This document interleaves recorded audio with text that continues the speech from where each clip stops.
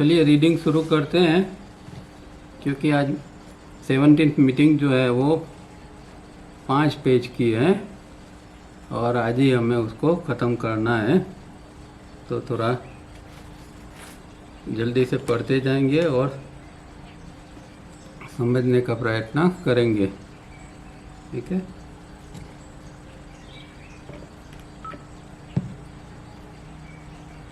Seventeenth meeting 28 October 1982, page number 74.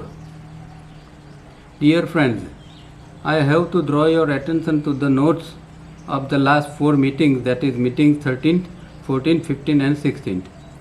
In the notes of the 13th meeting, we have noted that if we block our right nostril between the hours of 12 noon and 3 p.m.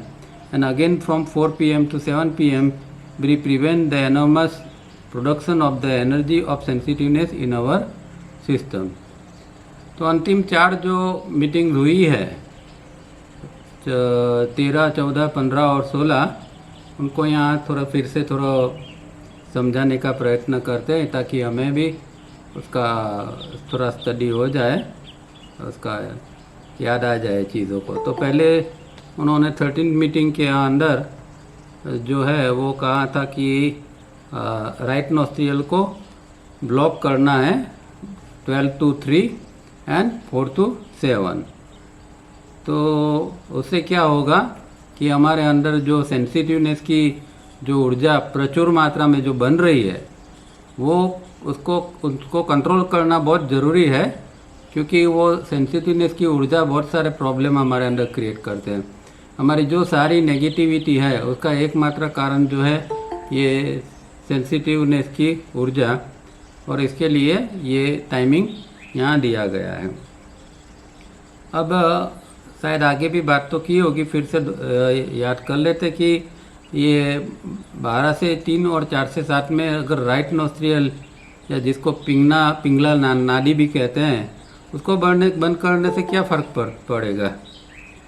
तो बात ये है कि जो right नोस्ट्रियल है वो जो है वो उसको हाई वोल्टेज कहा गया है, उसके अंदर से जो करंट आता है वो हाई वोल्टेज है, और दूसरी ओर जो सेंसिटिवनेस की ऊर्जा है वो भी एकदम उग्र है, वो भी हाई वोल्टेज वाली है। तो अगर राइट नोस्ट्रियल से ये ऊर्जा पास होगी तो और ज़्यादा वो एक्सप्लोजिव हो जाएगी और हमारे अंदर नेगेटिविटी है जो एकदम बढ़ जाएगी। तो इसीलिए उसको राइट नोस्ट्रियल जो है उसको बंद करना है। पिंगला जो है वो फोर्स वाली है, एक्टिवेट करने वाली है, और ईदा नाड़ी है जो लेफ्ट है वो नाड़ी जो है वो थोड़ी पैसिविटी के लिए, थोड़ा कम करने के लिए चीज़ों को। तो इसीलिए ये 12 to 3 एंड 4 to 7 उसको ब्लॉक करना ज़रूरी है।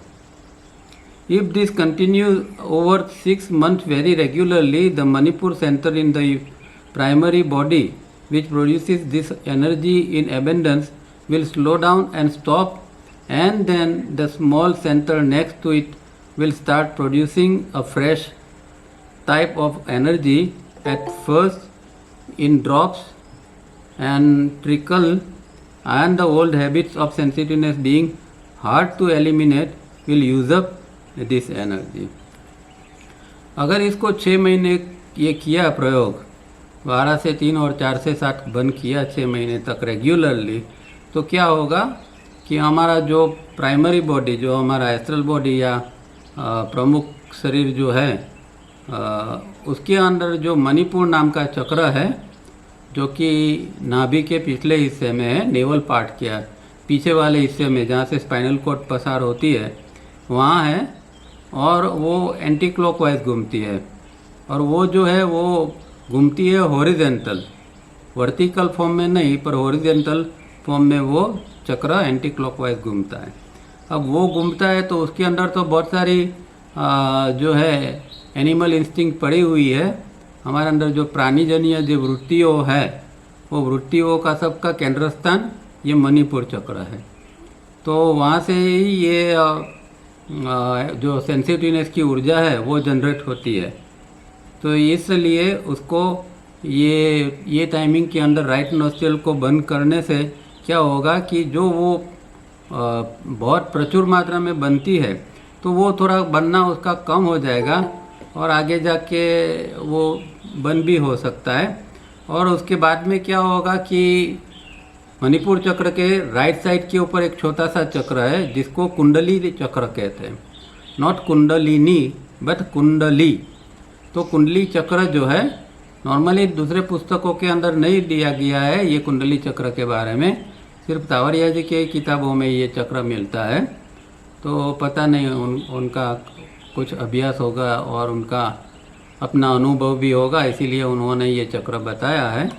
तो वो चक्र के अंदर नई एनर्जी फिर बननी शुरू होगी, ड्रॉप बाय ड्रॉप्स, एक टिपे टिपे रूप में वो बनेगी और फिर धीरे धीरे करके वो जो वो नई एनर्जी बनेगी वो एनर्जी है वो एनर्जी ऑफ सेंसिटिविटी।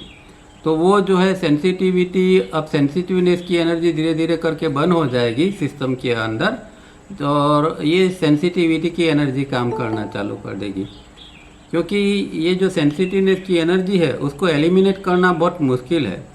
तो उसके बदले में ये सेंसिटिविटी की एनर्जी काम करने लगेगी और थोड़ी बहुत होगी उसका यूज़ भी हो जाएगा। ये सेंसिटिविटी की एनर्जी जो है वो उसका उपयोग कर लेगी। So a sort of vigilant attitude will help to increase this flow. अब ये सेंसिटिविटी की ऊर्जा जो है उसका फ्लो को अगर बढ़ाना है तो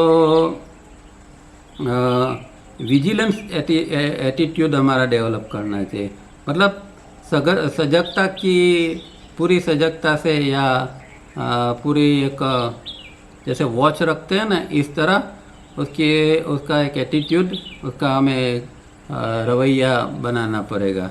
तो ये सेंसिटिविटी की जो ऊर्जा है वो धीरे धीरे करके बढ़ने लगेगी।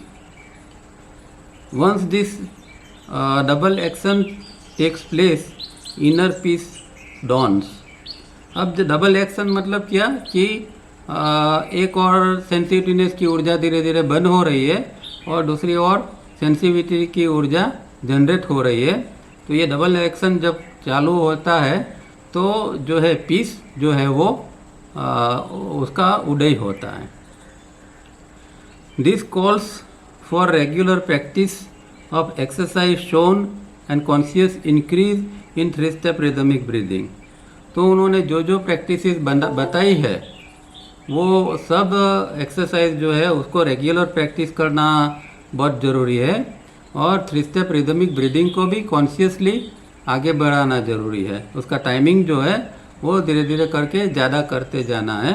तो ये दो चीज़ जो है रिफाइनिंग से लेके और सारी एक्सरसाइजेज जो उन्होंने बताई है वो सब रेगुलरली करना है और 3 स्टेप में टाइमिंग बढ़ाते जाना है, तब जाके ये जो है वो सेंसिटिवनेस की ऊर्जा कम होगी और सेंसिटिविटी की ऊर्जा बढ़ने लगेगी।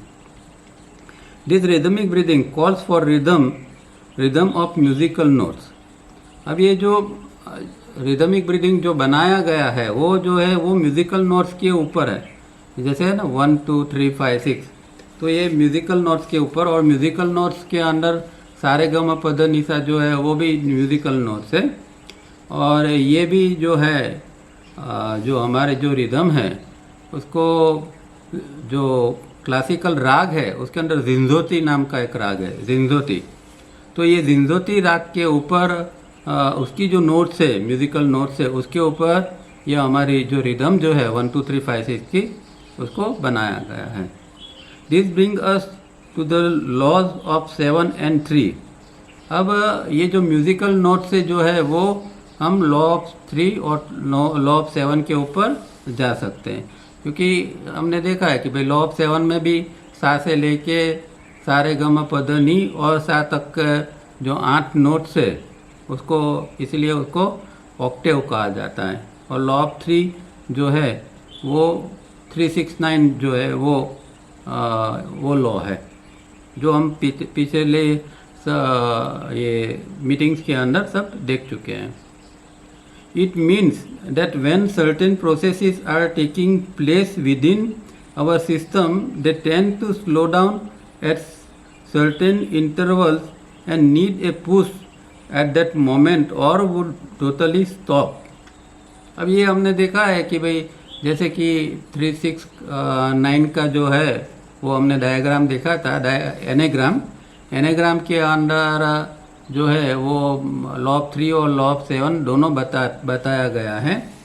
तो कोई भी चीज़ जो है वो शुरू होती है 1, 2 और 3 के ऊपर आती है, या फिर कहे कि सारे ग उसके ऊपर आती है और वो स्लो हो जाती है, वहाँ उसको पुश देना पड़ता है, तब वो फिर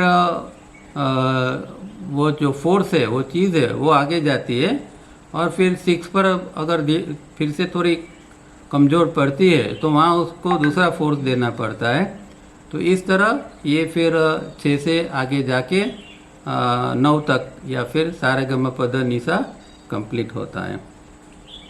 तो इसीलिए उसको जब इंटरवल्स आते हैं तब उसको अगर पुश नहीं देते या फोर्स नहीं देते हैं तो वो या तो वो डाइवर्ट हो जाएगी या बंद हो जाएगी।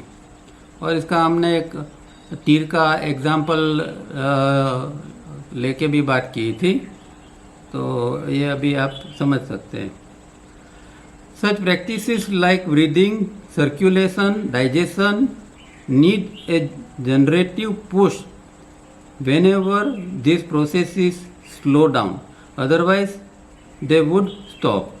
तो ये जो हमारा बॉडी के अंदर जो प्रोसेस है अलग अलग, ये जैसे कि ब्रीदिंग की प्रोसेस है, श्वसन क्रिया है, या सर्कुलेशन है, डाइजेशन है, ये सारी चीज़ है, और इनका जो ऑक्टेव बनता है तो उनको हमेशा एक पॉइंट के ऊपर रीजनरेटिव उसको ये देनी पड़ती है, पुश देना पड़ता है, तब फिर वो आगे बढ़ता है और वो कंप्लीट होता है। Nature takes care to a certain extent to see that these processes keep functioning so that the human species like other species be kept going indefinitely मतलब चलती ही रहे। ये जो प्रजा जो है एक के बाद मतलब जो जनरेशन आफ्टर जनरेशन हमारा जो ये है वो चालू ही रहना चाहिए। तो इसके लिए इतना प्रकृति ने कृपा करके एक सेटअप किया है जिससे कि एक आदमी जो है सामान्य जीवन जी सकता है और बाल बच्चा पैदा करके उसका जो वंश को आगे बढ़ाता है। और प्रकृति की इतनी ही इच्छा है, प्रकृति को ये जो है अस्तित्व को टिका के रखना है। तो इसके लिए ये जो है उसने इतना इंतज़ाम हमारे अंदर कर दिया है। पर अगर हमें इससे ऊपर जाना है, इवोल्यूशन के अंदर जाना है, तो और कुछ करना पड़ता है। बाकी सामान्य जीवन जीना है और फिर ज़िंदगी ख़त्म करनी है तो और कुछ करने की ज़रूरत नहीं है। बाकी चीज़ें तो भगवान ने दी हुई है, खाली उसका राइट यूज़ करेंगे तो भी हमारा जो है प्रोग्रेस बना रहेगा। But human beings, self-evolving human beings have to take care of these processes themselves because all the inner processes go on haphazardly। अब हमारे अंदर जो प्रोसेसेस ये चल रही है जैसे कि ये बताया ब्रीदिंग की, सर्कुलेशन, डाइजेशन की और दूसरी बहुत सारी केमिकल्स अंदर जो चेंजेस होते रहते हैं वगैरह वगैरह, तो वो अभी जो चल रहा है वो हैफेजार्डली चल रहा है, वो थोड़ी गड़बड़ी में चल रहा है, वो ठीक ढंग से नहीं चल रहा है। तो हमें खुद को उसकी केयर लेनी पड़ेगी क्योंकि हम जो है वो इवॉल्विंग ह्यूमन बीइंग्स है, हमारा जो है वो विकास होता रहता है और हम विकसित जो है वो ह्यूमन बीइंग है, जो हम उत्क्रांति करने वाले ह्यूमन बीइंग है। तो उसके लिए हमें थोड़ा हमारे अंदर ध्यान देके उसको टाइम टू टाइम ठीक ठाक करते रहना पड़ेगा। Please note that nature did not start these processes haphazardly, but we, by our wrong ways of living, have degenerated this process। तो हमारा जो भी है एक डाइजेशन है या सर्कुलेशन है या ब्रीदिंग है, ये सारी चीज़ों को हमारी गलती की वजह से ये अभी थोड़ी डिस्टर्ब हो गई है या उसके अंदर गड़बड़ पैदा हो गई है। नेचर ने उसको इस तरह के नहीं बनाया है। जैसे कि एक बच्चा होता है तो बच्चे के अंदर सब चीज़ ठीक ठाक चलती है, उसका ब्रीदिंग एकदम परफेक्ट चलता है, अच्छी तरह चलता है, उसके अंदर सर्कुलेशन अच्छी तरह चलता है, उसका डाइजेशन जितना ज़रूरी है इतना सब, ये सारी चीज़ें उसके अंदर होती रहती है। पर क्या होता है कि थोड़े हम जब बड़े बड़े होते हैं 4 5 6 साल के, और उसके बाद में तो धीरे धीरे करके हमारा ब्रीदिंग भी बिगड़ने लगता है। फिर बाद में हमारा जो है वो डाइजेशन जो है वो, फिर हम कुछ गलत खाना चालू करते डाइजेशन बिगड़ता है, और सर्कुलेशन, ये सारी चीज़ें जो है वो फिर धीरे धीरे करके बिगड़ने लगती है। तो नेचर ने तो सब ठीक ठाक दिया हुआ है, बेसिक चीज़ें तो ठीक ठाक दी हुई है, पर हमारी गलती की वजह से ऐसा होता है। The breathing is incorrect and has to be corrected by way of 3-step rhythmic breathing. This will improve digestion and circulation processes. अब रिदमिक ब्रीदिंग जो है वो हमें क्यों करना है, क्योंकि हमारा ब्रीदिंग जो है वो पुअर है, नॉर्मल ब्रीदिंग है वो पुअर है, और उसकी वजह से ये जो सर्कुलेशन और डाइजेशन वगैरह की दूसरी प्रोसेस है वो भी इतनी पुअर है, इतनी अच्छी नहीं है। तो अगर हम 3-step रिदमिक ब्रीदिंग को करेक्ट करते हैं और इम्प्रूव करते हैं तो अपने आप में डाइजेशन और सर्कुलेशन की जो प्रोसेसेस है वो भी इम्प्रूव हो जाएगी। The process of breathing creates oxygenated blood and this blood is sent to the body and through one artery to the brain. So the more correct the breathing the more healthy both mind and body. अब क्या होता है कि हम जो breathing करते हैं तो ब्रीदिंग के अंदर ऑक्सीजन होता है, जैसे कि श्वास लिया तो श्वास के अंदर जो ऑक्सीजन है वो ऑक्सीजन ब्लड के अंदर चला जाता है, तो जो ब्लड है वो ऑक्सीजनेटेड बन जाता है, और वही ब्लड जो है फिर हार्ट के अंदर जाता है, हार्ट से फिर निकल के ब्रेन में और पूरे बॉडी के अंदर वो जाता है सेल्स को नरिश करने के लिए। तो इस तरह जो है ऑक्सीजनेटेड ब्लड जो है वो अगर ब्रेन की ओर जाता है तो हमारा जो है माइंड भी हेल्दी रहता है और ये बॉडी जो है वो भी हेल्दी रहता है। तो ब्रीदिंग को करेक्ट करना ज़रूरी है।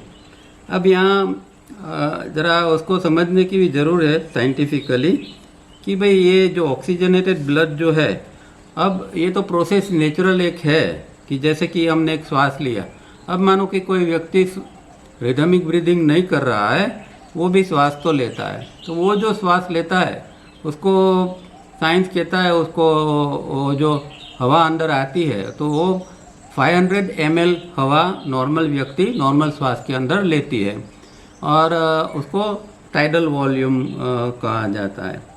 अब और उसके अंदर क्या है कि कितना ऑक्सीजन आएगा, जो 500 ml हवा हमने अंदर ली एक नॉर्मल ब्रीदिंग के अंदर, तो 20.96% जो है वो ऑक्सीजन उसके अंदर होता है। ये 500 ml के अंदर जो है 20.96 ऑक्सीजन होता है, और जब हम श्वास को बाहर निकालते हैं तो 16.02 होता है, मतलब कि 4.94 जो है इतना ऑक्सीजन हमारा ब्लड के अंदर चला गया।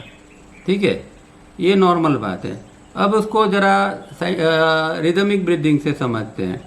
अब रिदमिक ब्रीदिंग में जो है उसमें जो है वो टाइडल वॉल्यूम बढ़ता है।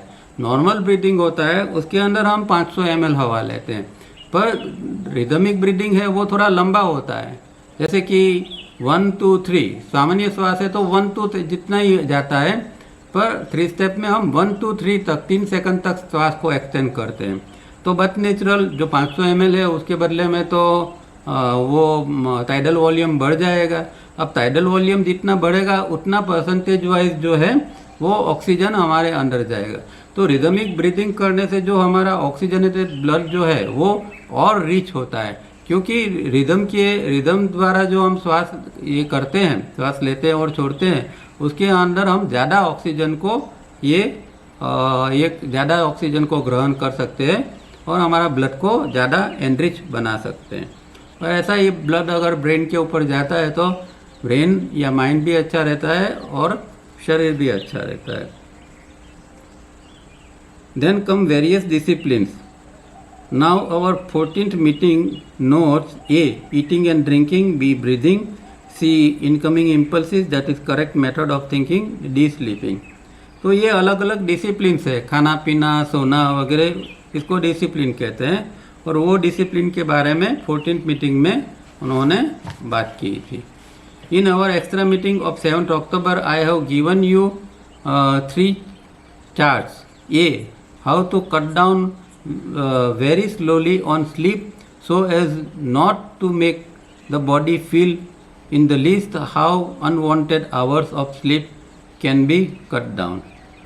अभी हमने जब ये एक्स्ट्रा मीटिंग पढ़ी थी तो उसके अंदर ये डायग्राम्स, ये चार्ट्स आए थे, पर उस समय हमने उसके ऊपर ध्यान नहीं दिया था क्योंकि उसके साथ में उस समय हमारे अंदर एक्सप्लेनेशन नहीं था।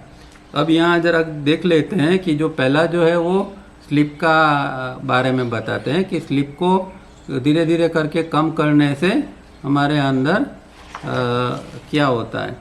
तो ये जो पेज नंबर 62 के ऊपर जो है ये स्लीप का चार्ट उन्होंने दिया है, और वो अगर ध्यान से देखोगे तो रोज़ 5-5 मिनट कम करते जाना है। जो हम 7-8 घंटे सोते हैं उसके अंदर से 5-5 घंटे अगर हम कम करते जाते हैं, 8 घंटे का यहाँ 8 नहीं बल्कि 9 घंटे का टेबल दिया है, तो उसमें हम 5-5 मिनट धीरे धीरे करके कम करते हैं तो 1 साल के अंदर हम 1 घंटा कम कर लेंगे।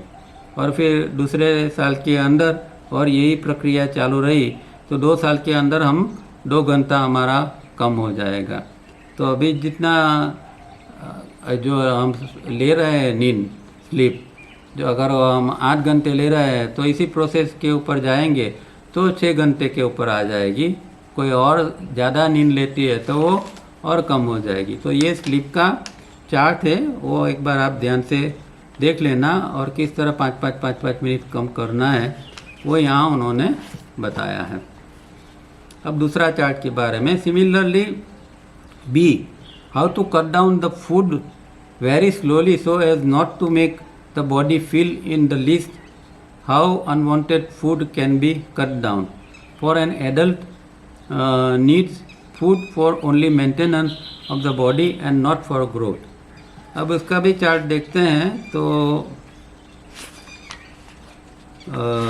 पेज नंबर 63 के ऊपर ये फूड इनटेक का पूरा चार्ट दिया है, और उसके अंदर एक नॉर्मल व्यक्ति जो तीन दफ़ा खाते हैं, सुबह में ब्रेकफास्ट करते हैं, फिर लंच लेता है और डिनर लेता है, तो ये तीनों में से किस तरह कम करते जाना है, चीज़ें 1 by 1 कम करते जाना है। और उसमें देखोगे कि 5 महीने के बाद में आपका डिनर बंद हो जाएगा। तो धीरे धीरे करके आपको 5 महीने के अंदर आपका डिनर जो है वो संपूर्ण बंद हो जाएगा। तो इस तरह ये किस तरह आहार जो है उसको कम करना है वो भी उन्होंने ये चार्ट के अंदर दिया है। और कहते हैं कि भाई जो एडल्ट व्यक्ति है, जो 25 साल के ऊपर की व्यक्ति है, उसको ज़्यादा खाने की ज़रूरत नहीं है, उसको मेंटेनेंस के लिए खाने की ज़रूरत है, क्योंकि 25 साल के बाद कोई और ग्रोथ तो होता नहीं है, तो ग्रोथ के लिए ज़्यादा खाने की ज़रूरत होती है। और 25 साल के बाद जो लोग हैं उसको ज़्यादा खाने की ज़रूरत, इनफैक्ट 3 दफ़ा खाने की ज़रूरत है ही नहीं।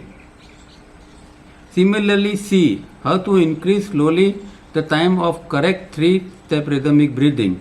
One has to at least come to 8 hours per day of this breathing if some inner changes have to take place, and so one becomes more and more biologically developed.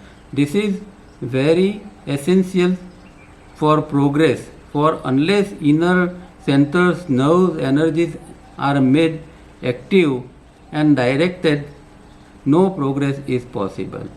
तो ये जो है रिदमिक ब्रीदिंग को हमें किस तरह timing बढ़ाना है वो उन्होंने चार्ट में बताया है। तो उसके अंदर आप देखोगे पेज नंबर 61 के ऊपर, तो 1 साल के अंदर आपको रोज़ सिर्फ 10 मिनट बढ़ाना है, सॉरी रोज़ नहीं, पर 1 महीने के अंदर आपको 10 मिनट सिर्फ बढ़ाना है। तो पहले महीने 10 मिनट बढ़ाया, फिर आपको 20 मिनट बढ़ाना है दूसरे महीने, फिर 30 मिनट, 40 मिनट, 50 मिनट, 60 मिनट, इस तरह आपको धीरे धीरे करके बढ़ाते जाना है, 10-10 मिनट करके। एक घंटा में 6 महीने के अंदर आप 1 घंटे तक पहुंच जाओगे, और 1 साल के अंदर 2.5 घंटा तक आपका 3 step rhythmic breathing, conscious breathing आपका चलेगा। इस तरह इंक्रीज करना है, और इसका फिर आगे कंटिन्यू करोगे, फिर उसमें ज़्यादा समय देना पड़ेगा 1 साल के बाद। तो 2 साल के अंदर आपका 8 घंटे का रिदमिक ब्रीदिंग, कॉन्शियस ब्रीदिंग होता रहेगा। तो ये मेथड बताई है कि इस तरह मेथोडिकली हमें रिदमिक ब्रीदिंग को बढ़ाना है, और वो बहुत ज़रूरी है, क्योंकि कहते हैं कि अगर ये नहीं हुआ तो इनर चेंजेस जो है वो उसके अंदर नहीं होंगे, और बायोलॉजिकली जो हमारा डेवलपमेंट होना है वो भी नहीं हो पाएगा। तो कम से कम 8 घंटे तक हमें ये जो है रिदमिक ब्रीदिंग को आगे बढ़ाना है। अब मुझे पता नहीं है, सालों से लोग कर रहे हैं, पर कहाँ तक पहुँचे वो तो वो व्यक्ति खुद ही जान सकती है। तो कम से कम थोड़ी एफर्ट्स करने चाहिए, और 2 साल में उन्होंने तो 8 घंटे पर पहुंचना, में तो सालों हो गए तो भी हम 8 घंटे पर शायद पहुंचे हैं कि नहीं पहुंचे हैं। तो वो थोड़ा अपने आप के ऊपर ध्यान देना ज़रूरी है। हम इंटरेस्ट तो बहुत बताते हैं स्पिरिचुअल ग्रोथ के बारे में, ये पढ़ते हैं वो पढ़ते हैं, थोड़ा बहुत कर लेते हैं, पर ये जो मेन चीज़ जो है सिंसियरली और ये मेथोडिकली जो रिदमिक ब्रीदिंग को बढ़ाना है वो कोई नहीं करता है। यहाँ तो एकदम परफेक्टली किस तरह 5 मिनट 10 मिनट बढ़ाते जाओ वो पूरा टेबल बताया है। तो इसको अगर हम फॉलो करते हैं तो धीरे धीरे करके अवश्य 8 घंटे पर पहुंच सकते हैं। तो जिसको इनर ग्रोथ का सच में इंटरेस्ट है, दिल से चाहते है व्यक्ति के नहीं मुझे अंदर से कुछ डेवलप करना ही है, तो उसको इतना तो करना ही पड़ेगा, 8 घंटे के ऊपर आना पड़ेगा। उससे क्या होगा कि जो एसेंशियल प्रोग्रेस जो है वो इनर जो सेंटर्स है, नर्व्स है, एनर्जीज है, वो जो एक्टिव होनी चाहिए, और वो एक्टिव होके फिर उसको डायरेक्ट करनी है, जिसको प्राणायाम कहते हैं ना, प्राण का आयाम, मतलब एनर्जी को जगाओ और फिर इसको डायरेक्ट करना है। तो वो जो है वो इतना हम प्रोग्रेस नहीं कर सकते हैं, 8 घंटे प्रैक्टिस नहीं कर सकते, तो ये आगे का प्रोग्रेस किसी तरह भी पॉसिबल नहीं है। And Octave is the completion of process. अब ऑक्टेव में हमने देखा कि क्या होता है कि एक प्रोसेस कंप्लीट होती है, सारे गम पद नी सा, ये पूरा ऑक्टेव कंप्लीट होता है तो प्रोसेस कंप्लीट होती है। If the process is not complete, a certain rhythm is missing from that process, and to complete such a process a push, a regenerative push is needed. A push, a regenerative push, ठीक है। तो जैसे अभी हमने बात की थी कि 3 के ऊपर जब ये स्लो हो जाते हैं तो वहाँ एक रिजनरेटिव पुश को पुश देना पड़ता है, और फिर 6 के ऊपर, या ऑक्टेव के बारे में कहा है तो ग के ऊपर और फिर आगे ध के ऊपर उसको पुश देना पड़ता है। These practices are given for the needed push to the process of digestion, circulation, breathing only। तो ये जो है वो जो हम प्रैक्टिसेस जो करते हैं वो उसका कारण यही है, चाहे वो प्रैक्टिस में 3 स्टेप रिदमिक ब्रीदिंग 8 घंटे के है, या फिर रिफाइनिंग है, फेज है, करेक्टिव है, जो कुछ करते हैं उसका कारण एक ही है कि ये जो हमारा प्रोसेस ऑफ डाइजेशन, सर्कुलेशन और ब्रीदिंग वो कंप्लीट हो पाए। The process of incoming impulse is yet not taken at hand. अभी भी जो है वो इनकमिंग इम्पल्स जो है उसका जो ऑक्टेव है, जो 4th प्राण है, उसके बारे में अभी यहाँ तक उन्होंने बात की नहीं है ज़्यादातर। We have noted that incoming impulses flow in our body system at the rate of 120 per second. Each impulse is the minutest unit of force. 120 such units per second in 24 hours becomes a really sizable source of power. What do we do 120 की speed से वो अंदर तो आता है। अब impulse किसको कहते हैं? तो जो माइन्यूएट्स यूनिट ऑफ फोर्स, जो शक्ति का छोटा सा छोटा, एकदम छोटा, टाइनी, एकदम छोटा सा जो हिस्सा होता है, एकम होता है, उसको इम्पल्स कहा जाता है। इनकमिंग मतलब जो अंदर आ रहा है, और इम्पल्स मतलब एक पार्टिकल जितना, एक छोटा सा पार्टिकल शक्ति का अंदर आता है। और वो अगर इस तरह 120 एक सेकंड के अंदर आता है, तो 2400 घंटे अगर ये जो अंदर आ रहा है, तो वो कितना पावर बताएगा? वो साइजेबल अमाउंट उसकी हो जाएगी, क्योंकि एक सेकंड के अंदर 120, तो एक घंटे के अंदर कितना होता है, और 24 घंटे के अंदर कितना होता है? इतने सारे इम्पल्सिस, हजारों लाखों इम्पल्सिस हमारे अंदर 24 घंटे के अंदर आते हैं, पर ना हम जानते हैं, ना उसको जानते हैं, ना उसका किस तरह राइट उपयोग करना है वो जानते हैं। इसीलिए वो जो पावर तो अंदर भगवान जनरेट करता रहता है, पावर का इनपुट तो हमारे अंदर है कंटिन्यूअसली, पर उसका कोई राइट यूज़ नहीं है, और ना उसको हम जान भी पाते हैं। थोड़ा बहुत है उसका उपयोग हम थिंकिंग प्रोसेस के अंदर कर लेते हैं, बाकी तो वेस्टेज ही होता है। Now we proceed to the notes of our 15th meeting. As all these vital processes are not correctly performed by an average person, the needed energies are not produced for the needed centers and nerves are not activated. अब अगर ये जो है वो एक सामान्य व्यक्ति के अंदर ये सारी चीज़ें जो है वो सही ढंग से करेक्टली नहीं चल रही है, सही ढंग से नहीं चल रही है, तो जो सेंटर्स को जितना जरूरी सेंटर्स को जितनी ज़रूरी ऊर्जा देनी चाहिए वो नहीं दे पाते हैं, और वो जो सेंटर्स और नर्व्स वगैरह जो है वो एक्टिवेट फिर नहीं हो पाते हैं, मतलब वो अच्छी तरह काम नहीं कर सकते हैं। Also incorrect methods of emotional and intellectual being use up much more energy than normally required. और दूसरा प्रॉब्लम क्या है कि जो हमारा इमोशनल सेंटर है और इंटेलेक्चुअल, तो वो दोनों जो है वो ज़्यादा से ज़्यादा हमारी एनर्जी को खा जाते हैं, वहाँ से ज़्यादा हमारी एनर्जी का मिसयूज़ होता रहता है। वो हमने इनर डिसिप्लिन में IESM केंद्रों के अंदर देखा था कि इमोशन सेंटर और सेक्स सेंटर दोनों मिलके हमारी बहुत सारी एनर्जी को खा जाते हैं। तो ये भी एक हमारा एक दूसरा लॉस है। तो ये दोनों चीज़ों के कारण हमारा इनर प्रोग्रेस हो नहीं पाता है। This creates a total imbalance in living during waking hours, and so sleep is also in imbalance. That is sleep which ought to be undisturbed is totally disturbed by dreams, and so ceases to be sound sleep, which takes a heavy toll of the body system.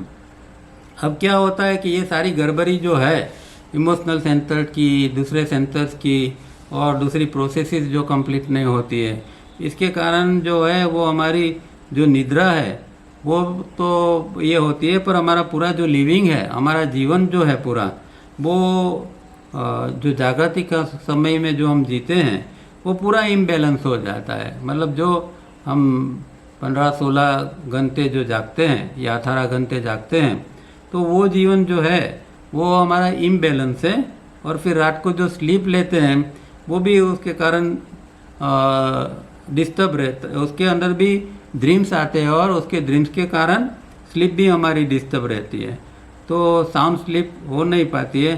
तो कुल मिला के body को एक ज़्यादा एक heavy toll देना पड़ता है। जैसे हमारी गाड़ी तौल वो सेंटर से जाती है तो वहाँ तौल देना पड़ता है, इसी तरह हमारे यहाँ बॉडी ये तौल लेती है, क्योंकि हमें परफेक्टली हमारी सिस्टम काम नहीं करती है। In short, all our processes being incorrect keeps us as we are totally in tension, worried, important, weak, and our health is also poor. तो ये सब गड़बड़ी का फिर नतीजा क्या आता है कि हमारे सिस्टम के अंदर टेंशन घुस जाता है, वरी चिंताएं घुस जाती है, शक्ति हमारे अंदर नहीं रहती है, निर्बल होते हैं, और कुल मिला के जो पूरी हेल्थ है वो पुअर होती जाती है। So we as self evolving human beings have to take care of all these processes and certain disciplines ought to be implemented। तो अगर हम ये सेल्फ इवॉल्विंग ह्यूमन बीइंग है, जैसे कि इस तरह हम आगे बढ़ने वाले उत्क्रांत होने वाले जीव हैं, तो हमें हमारी इनर जो प्रोसेसेस है उसके ऊपर ध्यान देना पड़ेगा, और जो कुछ डिसिप्लिन्स है ये खाने पीने की, सोने की और दूसरी तरह की, वो सबको उसका इम्प्लीमेंट करना पड़ेगा, उसका अमल करना पड़ेगा। No one can expect progress without great work on oneself. ये एक बहुत बड़ा सेंटेंस है कि अगर आप आपके ऊपर ग्रेट वर्क या हार्ड वर्क करते नहीं हैं और फिर आप ऐसा कोई प्रोग्रेस का एक्सपेक्ट करते हैं, तो वो कैसे हो पाएगा। ये प्रोग्रेस करना है तो हार्ड वर्क करना पड़ेगा, अपने ऊपर हार्ड वर्क करना पड़ेगा, तब जाके कुछ प्रोग्रेस बन पाता है, और तब आप इसको एक्सपेक्ट कर सकते हैं ग्रेट वर्क करने के बाद कि हाँ भाई इतना सारा हम करते हैं तो चलो थोड़ा तो कुछ फल मिलना चाहिए, थोड़ा प्रोग्रेस तो होना चाहिए। पर हम कितना प्रयत्न करते हैं वो तो हम ही जानते हैं कि हमारा ये ग्रेट वर्क है फिर या फिर ल्यूकॉम वर्क है, मतलब कि जो फोर्स से करना चाहिए ऐसा हमारा काम नहीं है, वो हम खुद ही जानते हैं। If you continue sincerely to undergo all this, one day it will be evident. तो अगर ये हम करते जाएंगे और तो एक दिन उसको हमें उसका प्रूफ मिल जाएगा, और एक दिन हम दूसरे को भी बता पाएंगे कि देखो ये करने से हम खुद एविडेंट है, हम खुद इसका एक प्रूफ है कि ये करने से ये होता है, और हम दूसरों को भी विश्वास से कह सकेंगे, अपने अनुभव से कह सकेंगे। तो ये खुद करना है और दूसरों को बताना है, बातों से नहीं बताना है कि ये करने से ये हो जाएगा, ये करने से हमने किया है और ये हुआ है। जैसे तावड़िया जी हमेशा कहते थे कि भाई मैंने अनुभव किया है, इतनी ही मैं बात करूँगा, और मैंने अनुभव किया है वो यहाँ मैं ये सब चीज़ें बता रहा हूँ। तो इस तरह हमें भी करना चाहिए। We have also noted that ill effects of misusing the beautiful mechanism of habit, for we make our entire life automatic, and when we need to concentrate on some vital subject or process, our mind and brain do not help us, and instead of helping us become a source of hindrance। अब एक meeting के अंदर उन्होंने एक habit और memory की भी बात की थी। तो हैबिट मैकेनिज्म जो है वो ब्यूटीफुल है, वो कहते हैं कि ये ज़रूरी है, कुछ हर समय हम अटेंटिव बन के कर नहीं सकते और जी नहीं सकते, बहुत सारी चीज़ों को दिन भर हमें हैबिट से ही करनी चाहिए। पर प्रॉब्लम उसका ये है कि अभी जहाँ उसको हमें कंसंट्रेट करने की ज़रूरत है, कोई वाइटल सब्जेक्ट है उसके ऊपर हमें कंसंट्रेट करना है, तो वो हम कर नहीं पाते, क्योंकि हमारा इतनी ऑटोमेटिक लाइफ हो गई है। मैकेनिज्म, ये हैबिट मैकेनिज्म का हमने इतना सारा उपयोग कर लिया है कि जहाँ कंसंट्रेशन की ज़रूरत है वहाँ भी कंसंट्रेशन नहीं करते हैं। इसके कारण ये होता है कि अभी ये हैबिट हमें हेल्प नहीं कर रही है, और हेल्प तो नहीं कर रही है पर वो एक हिंड्रेंस क्रिएट कर रही है, विक्षेप खड़ा कर रही है अंदर से। तो ये मैकेनिज्म का राइट यूज़ होना चाहिए, कहाँ कौन सी चीज़ हैबिट से करनी है और कौन सी चीज़ के अंदर अटेंशन पे करना है, वो बखूबी हमें आना चाहिए। Then one more process of life and living is also incorrect. अब जीवन और जीने की पद्धति जो है वो जिस तरह हम जी रहे हैं वो भी हमारा इनकरेक्ट है। All the time whether we are awake और we are asleep, we are in a dream state. तो ये बात आगे उन्होंने बताई थी कि भाई अगर हम जागृत है तो दूसरे प्रकार के ड्रीम स्टेट में है, और रात में जब सोते हैं तो दूसरे प्रकार की, दोनों एक प्रकार की ड्रीम स्टेट है, अलग अलग टाइप के ड्रीम स्टेट है। दिन में आँख खुली है फिर भी कुछ प्रकार के ड्रीम्स हमारे अंदर है, और रात को आँख बंद है तब दूसरे प्रकार के ड्रीम्स चल रहे हैं, पर दोनों में ड्रीम स्टेट है। This is so because we are either reviving our past और hopefully living in an imaginary future. तो ऐसा क्यों है ड्रीम स्टेट के अंदर? क्योंकि या तो हम जो पास्ट है, जो हमारा भूतकाल है, उसके अंदर ही हम घूमते रहते हैं, या फिर हमें होपफुली जो है मतलब एक आशा के साथ में हमें फ्यूचर जो है उसकी हम कल्पना करते रहते हैं।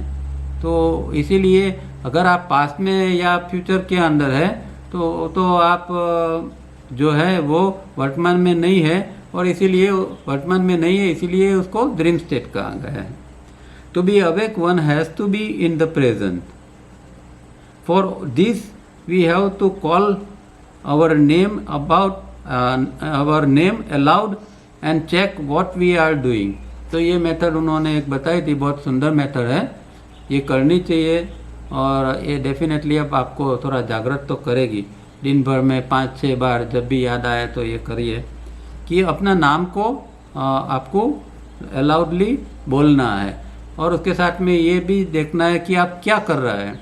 मतलब कि आप मैकेनिकली कुछ कर रहे हैं तो आप सडनली बोलोगे आपका नाम, तो आपको ध्यान में आएगा कि देखो मैं तो ये चीज़ मैकेनिकली कर रहा हूँ।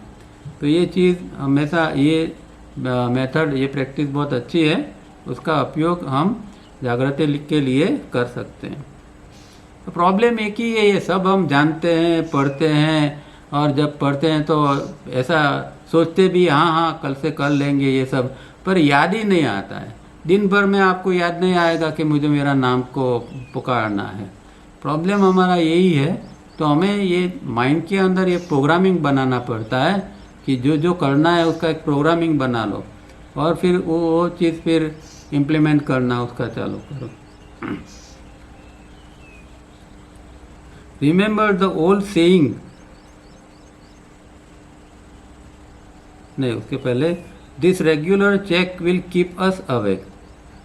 Remember the old saying we learn as small children, work while you work and play while you play. So I say be awake while you have to be awake and sleep well when you have to sleep। तो हम जब बच्चे थे तो हमको rhymes, poems वगैरह सिखाया जाता था। तो एक ये बात हम सीखते थे कि work while you work and play while you play। मतलब कि जब आप काम करते हो तो बस काम ही करो, और जब खेलते हो तो खेलो। खेलते समय काम का मत सोचो और काम करते समय खेल का मत सोचो। पर यहाँ तावरिया जी ने उसे भी आगे ये चीज़ को ले जाके कहते हैं कि जब आपको जागृत रहना है तब आप जागृत ही रहो, और जब आपको सोने की ज़रूरत है तब आप सो जाओ। तो एक उन्होंने एक स्टेप आगे ये चीज़ को ले जाके बताया। We have also noted that there are 7 types of prana circulating in our body system.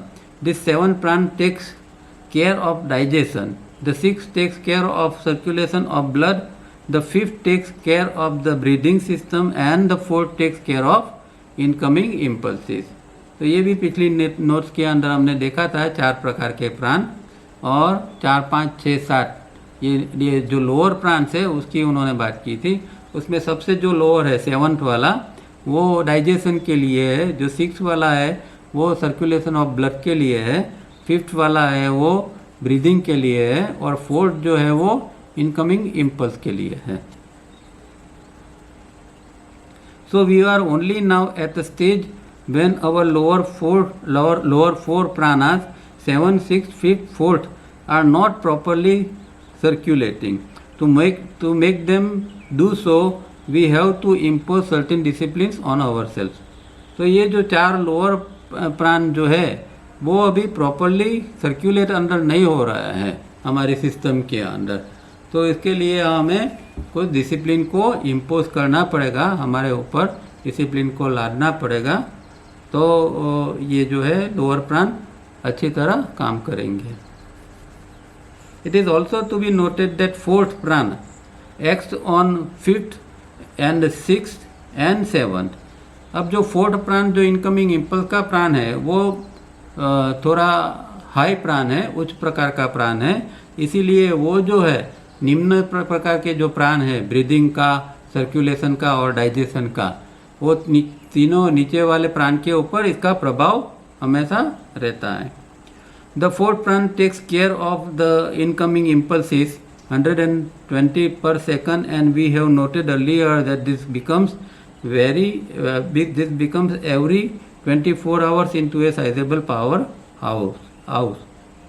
तो ये जो है, ये भी हमने अभी देखा कि एक सेकंड के अंदर 120 इम्पल्स अंदर आते हैं और 24 घंटे के अंदर वो एक साइजेबल पावर हो जाता है, इतना सारा पावर हो जाता है। एक जो छोटा सा यूनिट अंदर इम्पल्स आता है वो इकट्ठा होते होते, जैसे कि पानी की एक बूंद होती है, 2 बूंद हुई, 4 बूंद हुई, 50 हुई, 100 हुई, और बाद में कितने एक पानी का एक बहाव हो जाता है, एक स्रोत हो जाता है। इसी तरह ये जो छोटा सा एक इम्पल्स आता है, अब वो 24 घंटे अगर वो जो चालू रहता है तो एक साइजेबल अमाउंट का वो एक पावर हाउस जैसा हो जाता है। This 7 pranas, the higher 3 we have as yet not studied, have 7 vital centers in our body systems. अब ऊपर के जो 3 अलग जो और प्राणायाम, जो हायर प्राण है, उसके बारे में यहाँ चर्चा नहीं की है। और वो जो कुल मिला के जो ये 7 प्राण है वो 7 सेंटर्स के साथ वो रिलेटेड है। वो 7 सेंटर्स के ऊपर उसकी कुछ कामगिरी होती रहती है।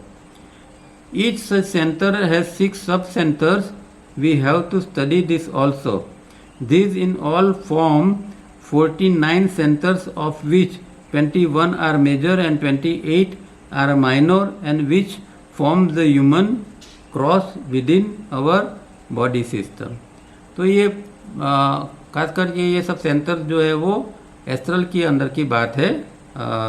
ये एस्ट्रल के अंदर कुल मिला के ये जो 7 तो सेंटर्स है और हर एक सेंटर के 6 सब सेंटर्स होते हैं, और कुल मिला के कहते हैं कि 49 सेंटर्स हैं, और 49 में से भी 21 जो है वो मेजर है और 28 है, जो 28 है वो माइनर सेंटर्स है।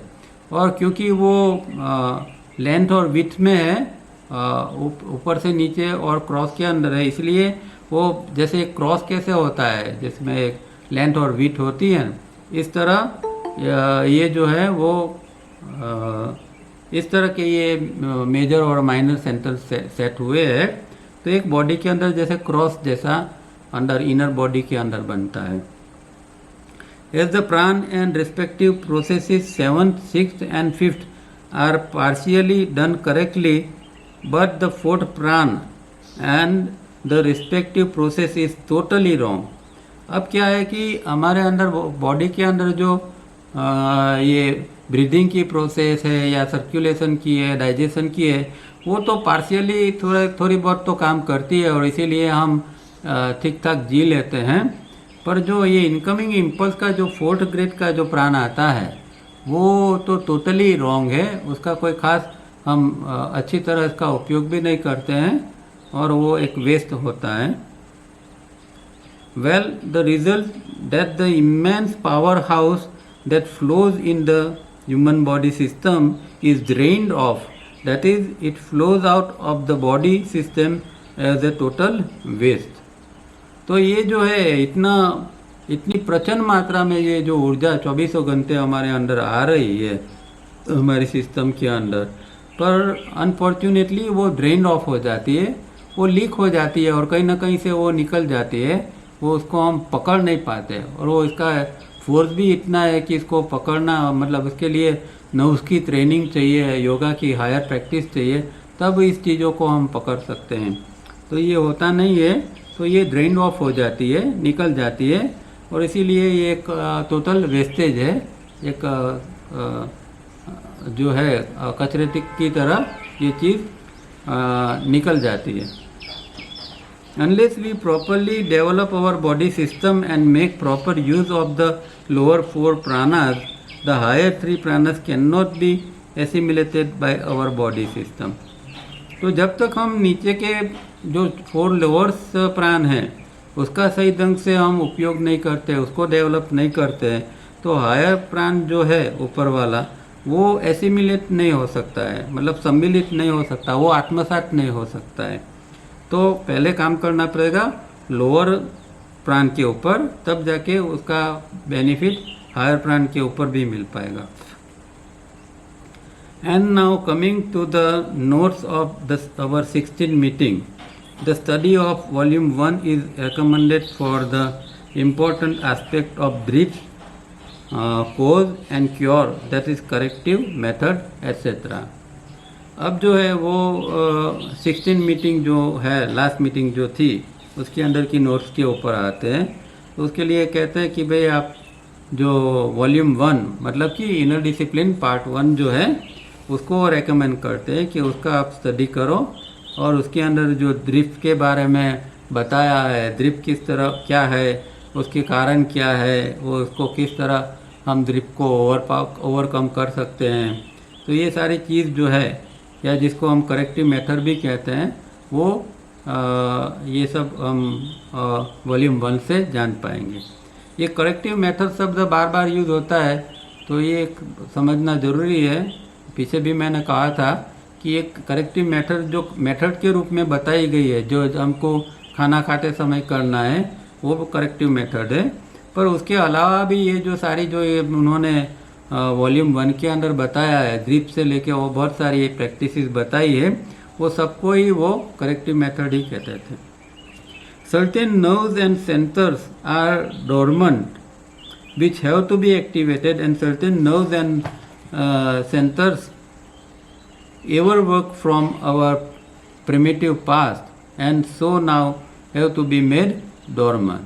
तो कुछ सेंटर्स जो है, वो सेंटर्स और नर्व्स जो है उसको जो ज़्यादा एक्टिव है उसको नॉर्मल करना है, उसको थोड़ा पैसिव बनाना है, और जो पैसिव है डोरमेंट है उसको एक्टिव बनाना है।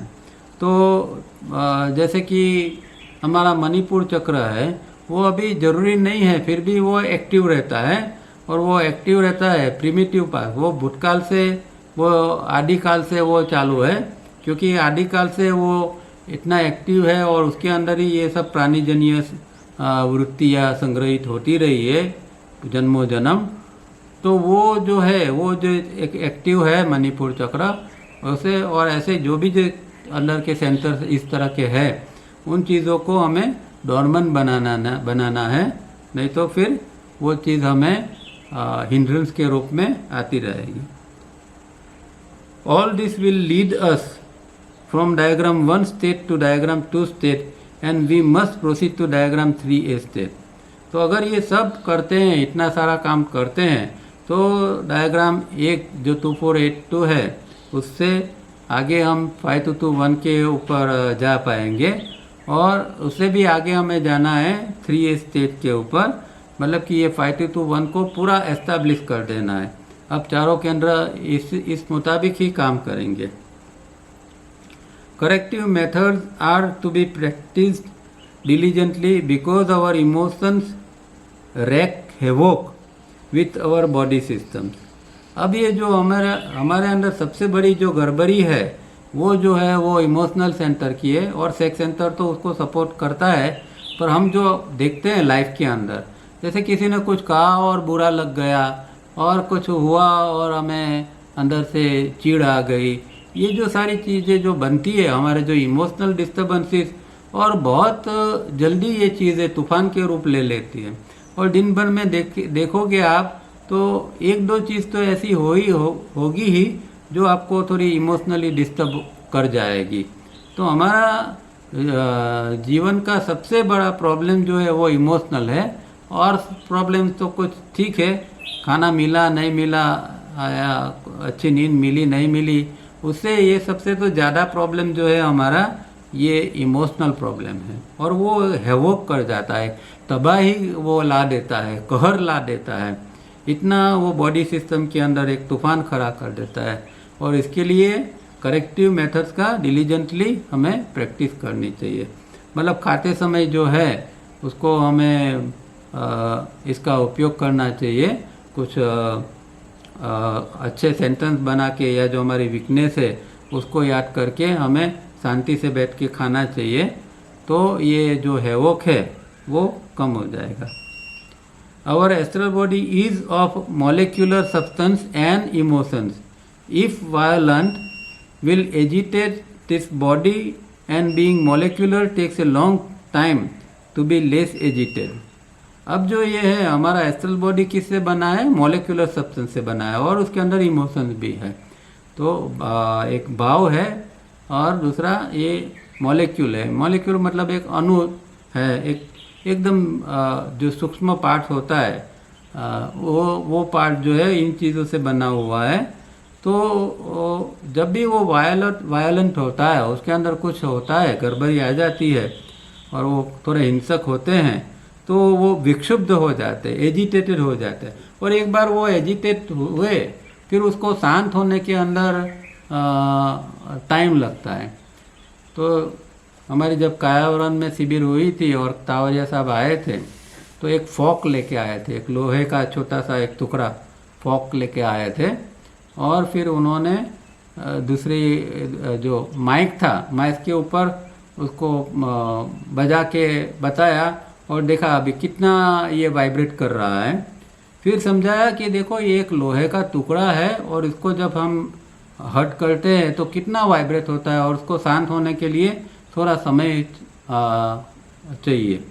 पर हमारा अगर अंदर का जो ये चित्त है या हमारा अंदर का जो एस्ट्रल है वो तो एकदम सेंसिटिव है। ये तो लोहा है मतलब स्थूल है, अंदर का जो एस्ट्रल है वो तो इतना सेंसिटिव है। तो वो एक बार अगर एजिटेट हो जाता है तो उसको शांत होने के लिए कितना समय चाहिए, और वो शांत होता है उससे पहले तो दूसरा चीज़ आके फिर टपक जाती है और फिर उसको एजिटेट करती रहती है। तो हम देखते हैं कि कई लोग दिन भर में एजिटेटेड मूड के अंदर ही रहते हैं, क्योंकि एक चीज़ बनी उसके बाद में वो नॉर्मल होती है तो तुरंत दूसरी चीज़ आ जाती है और दूसरी बार फिर एजिटेट। तो ये एक ऐसी स्थिति अंदर बन जाती है कि वो एक दुखद स्थिति है, या जिसको हम कहते हैं कि वो हमारे सिस्टम के लिए बहुत नुकसानकारक स्थिति एक उत्पन्न होती है।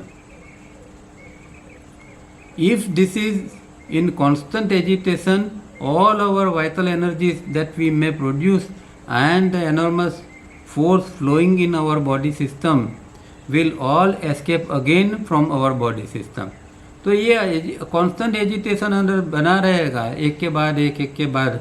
तो क्या होगा कि एक तो हम जो कुछ छोटी मोटी थोड़ी ऊर्जा बना लेते हैं, खाते हैं, पीते हैं, सोते हैं उसमें से, और दूसरा जो ये इनकमिंग इम्पल्स के रूप में जो एक माइटी फोर्स अंदर आता है, वो दोनों चीज़ का जो है वो फिर एस्केप हो जाएंगे, वो बाहर निकल जाएगा और उसका कोई सही उपयोग हम कर नहीं पाएंगे। तो समझिए एक बात ये बिल्कुल समझने की बात है कि जो हम एजिटेशन में किसी भी हालत में जीना नहीं है।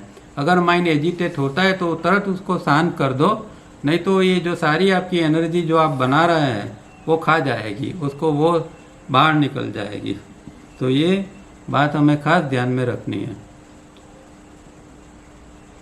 It is like spending millions of pounds and dollars in increasing war weapons and blowing them out in a war instead of using these millions of pounds and dollars in properly constructing our economy that would make the whole human race happy, and instead we become daily more and more unhappy and their economy goes from bad to worse all over the world. देखो ये कितनी सही बात उन्होंने 1982 में लिखी, आज इतनी ही सही है, और बल्कि आज तो इससे भी बढ़ गई है ये चीज़ें कि ये कितनी हम एक मूर्खामी जैसी चीज़ करते हैं कि लाखों करोड़ों पाउंड और डॉलर जो है वो वेपन्स आज भी बनते हैं। जो डेवलप कंट्रीज जो है वो उसके वहाँ बड़ी बड़ी फैक्ट्री ये बड़े बड़े वेपन्स की लगी हुई होती है, और ये इस तरह मिलियंस ऑफ लाखों करोड़ और अरबों रुपयों की ये सब चीज़ें वो लोग बनाते हैं और बेचते हैं, और फिर क्या होता है उसका उपयोग फिर वॉर में होता है और वो चीज़ ख़त्म हो जाती है। मतलब ये तो एक कैसी मूर्ख जैसी बात हुई कि एक चीज़ को बनाया और उस चीज़ को ख़त्म कर दिया, और बनाने के लिए अगर यही चीज़ों को आज सोचिए कि पूरे वर्ल्ड के अंदर कितनी सारी ये जो है इतने मिलियंस ऑफ जो ये डॉलर्स वगैरह बेकार जाते हैं, इसके बदले में इसका राइट यूज होता है, तो क्या होगा कि पृथ्वी पर कोई आदमी ना भूखा रहेगा कि ना वो ऐसा गरीब रहेगा। पर अनफॉर्चुनेटली ऐसा होता नहीं है। ये जो आदमी के अंदर जो एक लालच पड़ी है ना, चाहे वो डेवलप कंट्री का हो या पढ़ा लिखा हो या कोई उच्च आसन के ऊपर है, कहीं पर भी है, पर एक लालच ऐसी भयंकर चीज़ है। और दूसरा जो है एक सत्ता, पावर्स, ये दो चीज़ जो है आदमी को अंधा बना देती है, और इसके कारण कोई रुकता नहीं ये चीज़ों से, और दिन ब दिन इस चीज़ों को बढ़ावा ही देता है।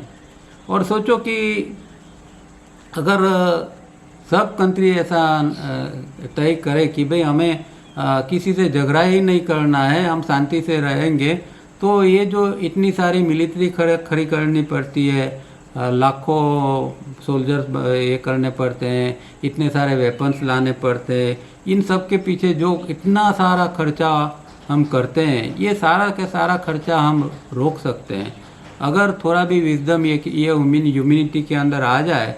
तो ये कोई इतनी मिलिट्री इकट्ठे करने की भी ज़रूरत नहीं पड़ेगी। पर क्योंकि एक थ्रेट होती है तो प्रोटेक्शन के लिए सब करना पड़ता है। पर अगर सब एक साथ में अगर सहमत हो जाए और ये चीज़ बन जाए तो ये पृथ्वी के ऊपर स्वर्ग आ जाए। पर ऐसा संभव है नहीं, क्योंकि व्यक्ति के अंदर जो पड़ा है उसको निकालना इतना आसान नहीं है। But what else can be expect to happen, and what else can be expected to happen with our body system also। तो ये चीज़ बाहर तो एक्सपेक्ट करना तो कोई मतलब ही नहीं है, और हमारा जो बॉडी सिस्टम है उसके अंदर भी ये हम एक्सपेक्ट नहीं कर सकते कि ये जो माइटी पावर्स अंदर आ रहा है इनकमिंग इम्पल्स का, इसका हम राइट यूज़ कर लेंगे और अपग्रेड हो जाएंगे। तो ये भी अभी तो नामुमकिन जैसा है। In the last meeting notes, we have noted on scientific ground that from the enormous power of the flowing impulses, 25% is used up, and that too incorrectly by our body systems, while 75% which reaches the cerebellum through the cerebral cortex is merely drained off। तो एक और note के अंदर उन्होंने ये भी बताया था कि ये जो इनकमिंग इम्पल्स जो एनर्मस पावर आता है अंदर इस तरह का भरपूर, तो उसका खाली 25% ही यूज़ होता है, और बाकी जो 75% है वो सेरेबेलम तक तो पहुंचता है और बाद में वो ड्रेन ऑफ हो जाता है, वहाँ से वो फिर उसका कोई उपयोग नहीं होता है, लीक हो जाती है। तो ये चीज़ हमने देखी थी। The scientific instrument find that no use is made of this force। तो ये जो फोर्स अंदर आ रहा है और ब्रेन के अंदर जाता है, पर इसका कोई राइट यूज़ होता नहीं है इस तरह का साइंटिफिक इंस्ट्रूमेंट से। अब तो साइंस के जो स्टूडेंट्स है वो भी जान जाते हैं। Refer page 6 note of 16 meeting, this are vital thoughts. अब ये चीज़ों उन्होंने 16 मीटिंग के अंदर बताई थी। If this enormous power is made use of by the body system, one can be different species of humanity demonstrating many psychic powers. Note that we wish to demonstrate psychic powers। अब कहते हैं कि अगर ये जो इतना सारी जो शक्तियाँ अंदर आती है उसका अगर सही ढंग से उपयोग हो तो हम एक डिफरेंट स्पीसीज बन जाते हैं। एक हम ह्यूमैनिटी, एक अलग प्रकार की ह्यूमैनिटी, एक मानव जाति बन जाएगी अगर इतने इस चीज़ों का उपयोग कर लेते हैं तो। और इससे क्या होगा कि हम साइकिक पावर्स को भी हम डेमोन्स्ट्रेट कर सकते हैं, उसका भी प्रदर्शन कर सकते हैं। चैतसिक शक्तियाँ जो है, साइकिक पावर्स है, उसको भी हम डेमोन्स्ट्रेट कर सकते हैं, क्योंकि वो इतनी जो पावर्स अंदर आ रही है उसके द्वारा हमारे अंदर साइकिक पावर्स डेवलप होते हैं। पर वो कहते हैं कि ये चैतसिक शक्तियों का प्रदर्शन करने की उनकी कोई इच्छा नहीं है। Also refer the page 8 notes of 16 meeting. From the cerebellum this force seems to disappear. अब जो फोर्स जो छोटे दिमाग के अंदर जाता है वहाँ से वो डिसअपियर हो जाता है, अदृश्य हो जाता है। This area is the silent area and are non functional. तो ये भी आगे पीछे हमने देखा था कि ये जो पीछे वाला ब्रेन का हिस्सा है वहाँ जो अंदर जाता है वो कुछ अंदर एक साइलेंट एरिया है, जैसे ब्लैक होल होता है इस तरह का, और वहाँ वो सारी जो इम्पल्स है वो अदृश्य हो जाता है और ये चीज़ नॉन फंक्शनल बन जाती है। This cerebral cortex region gives us the subjective experience of I, but if the power source reaching cerebellum would furnish us with much more experience of vitally higher type, that is we may become aware of higher planes of existence. तो ये जो अभी अंदर जो ये जो ऊर्जा आती है और वो सेरेब्रल कॉर्टेक्स तक जब पहुंचती है ब्रेन का ऊपर का हिस्से के अंदर, तब वो एक हमें सब्जेक्टिव एक्सपीरियंस आई का जो है मैं की जो एक अनुभूति होती है वो हमें से उसकी जो हमें स्वलक्षी जो हमारा अनुभव है मैं हूँ इस तरह का, वो ये वहाँ जो ये ऊर्जा पहुँचती है उसके द्वारा ये हमें इस तरह का सब्जेक्टिव एक्सपीरियंस होता है हूँ का, मैं का। और वो पावर सोर्स जो अगर आगे जा सकते हैं और जो अभी जो अदृश्य है उसके बदले में वो कुछ आगे जाके कुछ काम कर सकते हैं, तो हमारे अंदर और उच्च प्रकार के एक्सपीरियंस का हमें अनुभव हो सकता है। और जो एग्जिस्टेंस की हायर प्लेन है, मतलब वही तो हम खाली ये जो जगत को देखते हैं 3 डायमेंशन के देखते हैं, पर दूसरे जो डायमेंशन है अस्तित्व के वो भी हमारे अंदर खुल जाएंगे, तो फिर हम और दृष्टि से और उच्च दृष्टि से ये जगत को देख पाएंगे। Refer page 9। This supply is constant all the 24 hours and this supply is described in scientific language as highly integrated highly concentrated stream of neural electrical energy. अब ये जो है जो कांस्टेंट ये अंदर ऊर्जा आ रही है 24 घंटे आ रही है, उसको साइंटिफिक लैंग्वेज के अंदर न्यूरल इलेक्ट्रिकल एनर्जी कहते हैं, stream of neural electrical energy. मतलब कि जो एक ज्ञान तंतु की जो इलेक्ट्रिकल ऊर्जा है उसका एक प्रवाह जो अंदर आ रहा है वो कॉन्सेंट्रेटेड फॉर्म में है, मतलब सघन गाढ़ा एक उसका रूप है और वो इंटीग्रेटेड है, एकीय है, उसके अंदर इंटीग्रेटेड है। तो इस तरह का एक फ्लो हमारे अंदर आता है। साइंस उसको इस तरह डिस्क्राइब करता है। We state that to proceed from the state diagram 2 to the state diagram 3A and 3B, the proper use of this power available at the cerebellum has to be made use of. How shall we do it? अब ये जो अंदर आ रहा है power और जो disappear हो जाता है या ड्रेन हो जाता है, उसका अगर हम सही ढंग से उपयोग करेंगे तो फिर हम डायग्राम 2 से लेके डायग्राम 3A और 3B तक भी हम पहुंच सकते हैं। पर किस तरह इसका उपयोग करना है वो अभी तो हम नहीं जानते। I expect that you are diligently studying your notes and are thoroughly conversant with all our past ideas expressed in our notes and are doing your best with exercises and discipline. तो यहाँ वो उम्मीद करते हैं कि भाई जो कहा जाता है उसका आप डिलीजेंटली खन से आपका उसका अनुभव इसका अभ्यास करते होंगे और उसके साथ साथ में आपकी जो प्रैक्टिस है तो वो प्रैक्टिस भी और प्रैक्टिस और उसके साथ में उसकी डिसिप्लिन है उसका भी आप ठीक ढंग से सब कुछ करते होंगे, ऐसे ही वो उम्मीद करते हैं। For mere knowing will not help to progress. कुछ जानने से कुछ नहीं बनेगा। हम जानते तो बहुत कुछ है, पर प्रैक्टिस नहीं करते हैं, इसलिए कुछ बन नहीं पाता है। तो जो अगर प्रोग्रेस करना है तो हमें प्रैक्टिस करना पड़ेगा। Practice and inner development is necessary. तो जितनी प्रैक्टिस होगी इतना इनर डेवलपमेंट भी हमारा होता जाएगा।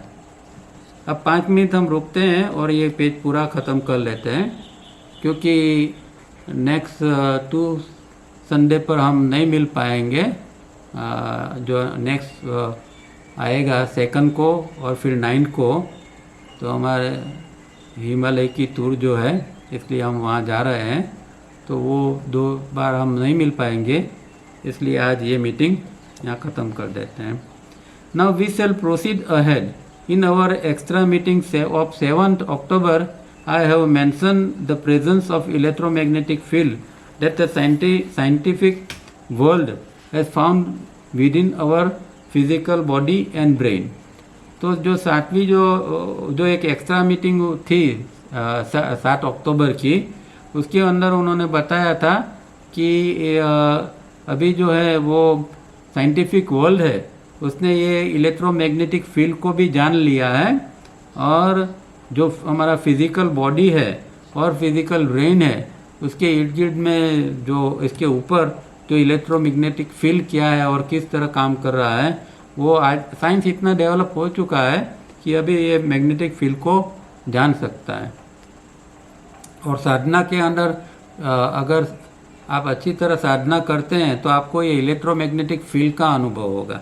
जो लोग कॉन्शियसली अच्छी तरह कर सकते हैं और पूरे बॉडी को एक स्लीप पैरालिसिस के अंदर ले जाते हैं, वो लोगों को ये इलेक्ट्रोमैग्नेटिक फील्ड का अनुभव हो सकता है। Also refer to the very early notes on primary body और एस्ट्रल और psychic body by Russian scholars. In this body also is found various processes taking place with its own electromagnetic field.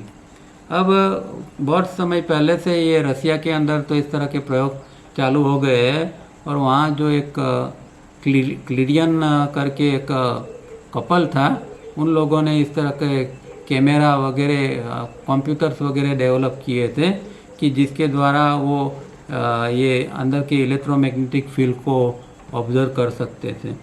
तो रसिया के अंदर तो बहुत पहले से इस तरह के प्रयोग होते रहते हैं। The creation of various energies and chemicals within our body system create the electromagnetic field. अब कौन सी चीज़ इलेक्ट्रोमैग्नेटिक फील्ड को बनाता है? तो कहते हैं कि वेरियस एनर्जीज एंड केमिकल्स। तो अंदर जो अलग अलग प्रकार की ऊर्जा है और अंदर जो रासायनिक प्रक्रिया जो हमारा बॉडी सिस्टम के अंदर चल रही है, वो सारी चीज़ें, मतलब कुछ चीज़ एस्ट्रल के अंदर, कुछ चीज़ फिजिकल के अंदर जो चल रही है, उसके द्वारा ये इलेक्ट्रोमैग्नेटिक फील्ड निर्माण होता है। पर ये ग्रॉस नहीं होता है। इलेक्ट्रोमैग्नेटिक फील्ड जो होता है, जैसे एक फील्ड कैसे होता है, तो एक फील्ड है ये, और ये फील्ड जो है वो सूक्ष्म है। बस as long as our processes are faulty and our discipline are not observed, this electromagnetic fields, both one of the physical and one of the astral, will also remain defective, and hence proper use of forces available to the body system cannot be put into operation. अब वो जो हमारे अंदर की जो ये processes जो है, वो ही गलत ढंग से काम कर रही है, फॉल्टी है, ठीक ढंग से काम नहीं कर रही है, और हमें जो डिसिप्लिन हमें जो फॉलो करना चाहिए, ऑब्जर्व करने चाहिए, वो भी नई डिसिप्लिन को हम फॉलो करते हैं। इसीलिए क्या होता है कि हमारा दोनों इलेक्ट्रोमैग्नेटिक फील्ड है, चाहे वो फिजिकल का है या एस्ट्रल का है, वो दोनों डिफेक्टिव रहते हैं, और उसके कारण क्या होता है कि अंदर जो ये ऊर्जा का स्रोत आता है, उसका हम ना राइट यूज़ कर सकते हैं और ना उसको हम ऑपरेशन में ला सकते हैं। When we see, it is thought that the picture of the object falls on the retina, and so we see, or when we hear the sound impinge on the eardrum, and so we hear. अब normally ये हमारा अनुभव होता है, क्या होता है कि भाई एक चीज़ जो एक ऑब्जेक्ट है, जैसे कि एक पेड़ है, उसको हम देखते हैं तो उसका पिक्चर रेटिना के ऊपर जाता है और फिर रेटिना से वो ब्रेन में जाता है। या फिर कोई साउंड हमारे अंदर के जो कानों के अंदर जो ईयर ड्रम होता है, वो ड्रम के ऊपर कोई साउंड पड़ता है तो उसके द्वारा हम सुन लेते हैं, ऐसा हम मानते हैं। पर कहते हैं कि but it is not so. Refer diagram 1 to 3a. We show the incoming impulses reaching us and passing along the spinal column reach the back of the brain and pass over the top of the brain to reach the registration area. Unless a picture or a sound or a touch is registered, the picture will not be seen, the sound would not be heard and the touch will not be felt. तो कहते हैं कि ये खाली इतनी प्रक्रिया मत समझो कि आँख ने कुछ देख लिया और आप अंदर ज्ञान हो गया कि समझ में आ गया।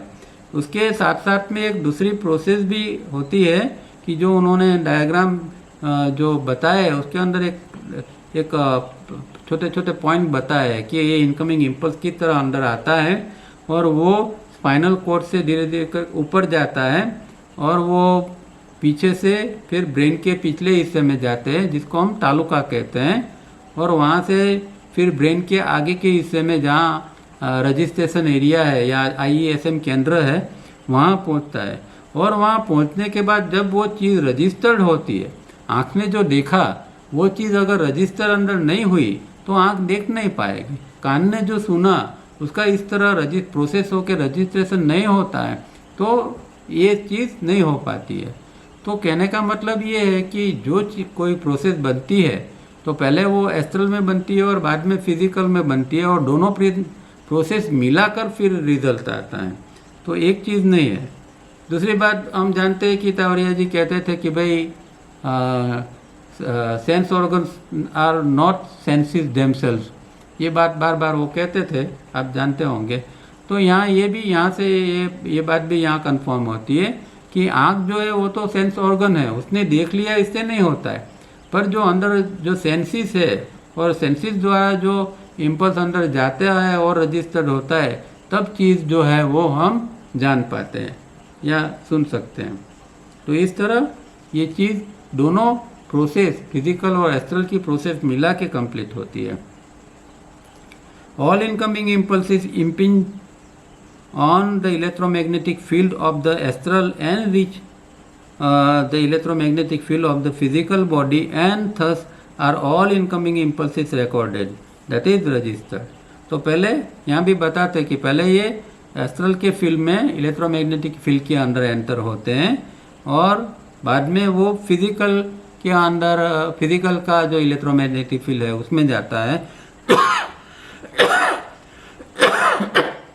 और फिर वो जो इनकमिंग इम्पल्स रजिस्टर या रिकॉर्ड होता है, तब जाके पूरी प्रोसेस कंप्लीट होती है। We have mention the universal divine mind flows through each individual and when it flows through each individual it is the individual's mind. This flowing mind in each creates the electromagnetic field of each individual, and unless each individual mind records or registers, the brain cannot react and send the necessary command. तो क्या कहते हैं कि एक तो बात ये है, जो हम आगे चिट्ठी सूत्र पढ़ते हैं तब हमने देखा था कि यूनिवर्सल डिवाइन माइंड या जो चिट्ठी जिसको कहते हैं वो हमारे अंदर हमारे बॉडी ब्रेन सिस्टम के अंदर आती है इनकमिंग इम्पल्स के रूप में, तब वो चीज़ इंडिविजुअल माइंड बन जाती है। और ये जो हमारा इंडिविजुअल माइंड बनता है वो हर एक माइंड जो है वो अपना एक इलेक्ट्रोमैग्नेटिक फील्ड बना लेता है, तो ये अंदर आता है तब ये बनता है। उषा बहन खुले गई उसे,